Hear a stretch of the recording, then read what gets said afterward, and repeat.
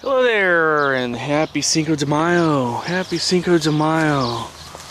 Happy Cinco de Mayo. This is Hummer Cocktail. 24. Do I have shaving cream on my face? I just shaved. About to take off right now. Hummer Cocktail. 24. Chat site, vlog site kind of. I'm gonna sit down right here for a while. This one's gonna be called Stab. I think Stab. You ever hear the metaphor stab in the dark? Stab in the dark. I think it means basically to take a chance. You take a stab in the dark or whatever. And that's a metaphor. But there's some things rattling in my mind. It's Cinco de Mayo right now, and I'm about to take off. I'm uploading some videos. I put a couple of videos on Stonewall number 1 and Stonewall number 2, which kind of addressed my last semester. Well, it should have been my last semester at Pitzer and Claremont. And eventually I graduated with a bachelor's in 2011, but it took many years. And I had come back from Venezuela that autumn and enrolled in classes, and eventually I left later on. My mom was she eventually passed away in 2002, but she had a tube down her throat. She was real sick from emphysyma. And while she was in that room, by the way, she was in the same hospital where I was born, San Bernardino Community Hospital, over there on Medical Center. There's a poopy over here, a dog poopy. See that? He's checking me out. Anyhow, they gave her a little whiteboard with a marker to write on because she couldn't speak. And she was so addicted to cigarettes that she wanted to go downstairs to smoke. I tell people about that sometimes, that, hey, I guess it gets real addicting. But this one's called Stab. And what happened is I wound up enrolling against my better judgment in classes, and I thought to myself, and I even told one of my advisors that, hey man, I got crap going on, and family issues, and I really shouldn't be doing this. And he talked me into it. He said, go ahead.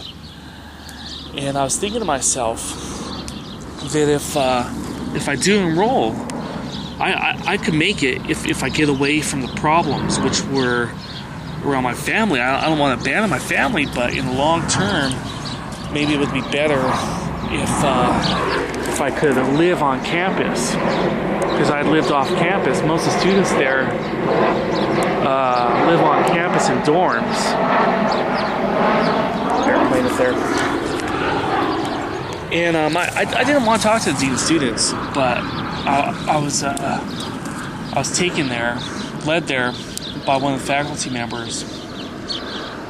And those were two things I regretted, actually. If I regretted anything, usually I don't regret anything. There's a lot you could do different in hindsight if I knew then what I know now. There's a lot people would do different.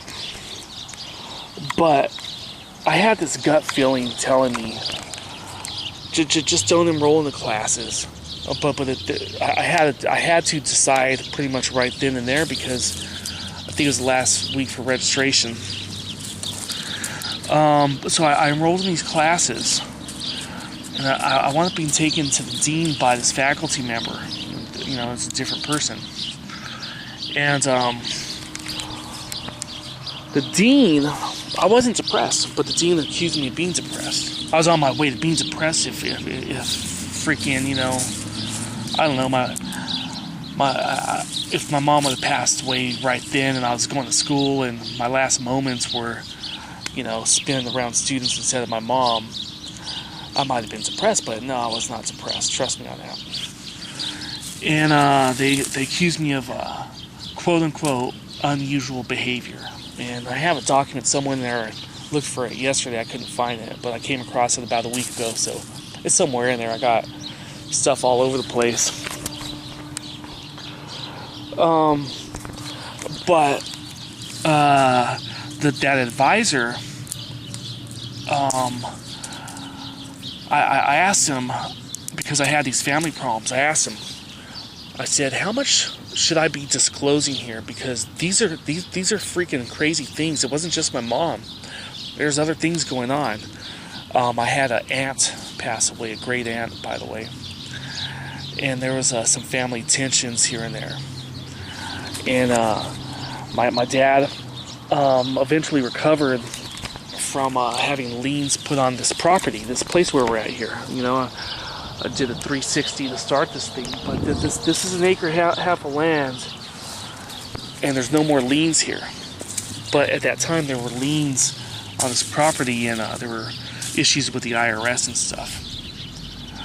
And I asked my advisor, how much should I be disclosing here? Because, you know, they call this a hardship, by the way, at school. If you have a hardship, I think they'll loan you like $200 in an emergency. That's what it was back then. But I had what I thought was a hardship. And the advisor said, he said, tell me what you're comfortable with, and tell the dean hardly anything at all. That was his recommendation. So I remember being in a sociology class, and we were studying the farm workers and Cesar Chavez. And Cesar Chavez refused to meet alone with the management because it would create suspicion. And I remember sitting in the dean's office, and I was alone with him. And one of my buddies from pitzer in the ecology center, and I went to San Francisco with her for a conference. She thought, at least she thought the dean was unfair, and she was passing around a survey. And here I was in front of the guy, and he seemed nice. But he was real blunt one time when he saw me on a Scripps campus. I was looking for a girl I used to study with in chemistry because I was about to graduate. I thought I was going to graduate, and I figured, hey, it'd be nice to have your phone number so we could keep in contact after I leave pitzer, after I leave the school. And he saw me on campus, and he I swear to God, he flat out told me, you're not supposed to be here, which kind of freaked me out. And this is before the meeting, I think. And I seen him show up to my history of laughter class taught by Barry Sanders. I'm like, what the fuck's this guy doing? You know, this guy's showing up to my class before it's one class I enrolled in late. What the fuck's this guy doing, right? So anyhow, I'm talking to the dean to try to, I requested, hey man, living in a dorm. Let me live in a dorm because I have family problems. And sure enough, the family problems were a little too much, and I just stopped going to classes. And, you know, like I said, I only regretted a couple things in my whole fucking adult life, and that was one of them, because I shouldn't have fucking enrolled in classes. But the guy accused me of being depressed, which I wasn't. I was a little sad that I didn't graduate on time eventually. But I wanted to be there in a dorm, and, you know, that way, hey man, you guys can see for yourself who I am and what I do. Instead, it seems to be that they just filled in all these spaces in their head. I got accused of being a terrorist, and this piece is called Stab, and I have a minute and a half. Eventually, that advisor in the autumn of 2000, he pressed charges on me for a terrorist threat, and I never heard of that law. And I have a documents channel, Homer Cocktail 48, and I could, you know, I'm gonna talk about this for a long time.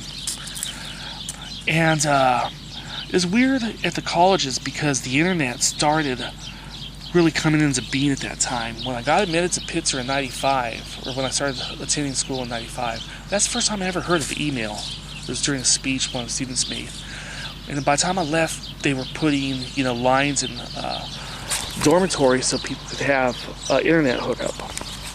So this teacher presses charges against me for a 422 terrorist threat. He lied on his stand, by the way, perjury, and said he called me while I was in jail. You can't receive calls in jail, and I threatened to stab him. But that's not what we're talking about here. There's another student in Pomona that stabbed one of his professors. And that professor didn't press charges, but while I saw him in jail. I happened to see him in jail. His first name was Jared, by the way, and you know, I'll just leave it at that. for people that happen to know.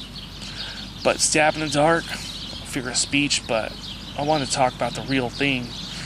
And my shit was just a computer email, and I had to do a year in fucking LA County jail. And this guy could have done, years on end, and his professor, it's just kind of weird, There's issues of hypocrisy we'll talk about later, but we're at 10 minutes. I'm gonna bail. Let's go to the poopy first. Hello, poopy. Poopy.